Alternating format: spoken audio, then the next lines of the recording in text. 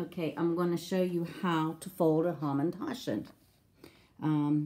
Before I put the apricot on there, you can use poppy seeds, you can use nut filling, but I brushed it very, very lightly with some egg white, okay? And then what you do is I usually get the side that's closest to an edge, and you pinch it at the middle, and you come down and pinch that, and then you pinch like that. See? So I'll show you again. I brushed it with egg white. I put a little squeeze of apricot on there.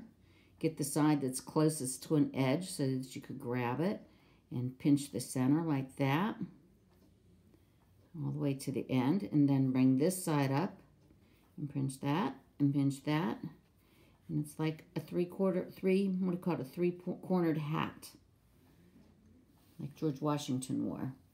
But these are Hamentaschens. They're a Jewish cookie. The dough is a unique dough. It's made with a mixture of egg and water and vinegar. And then you have another bowl that you put your flour and a little bit of salt and mix that up. And then you get these two doughs and you combine them together. And it makes a really nice soft dough like this.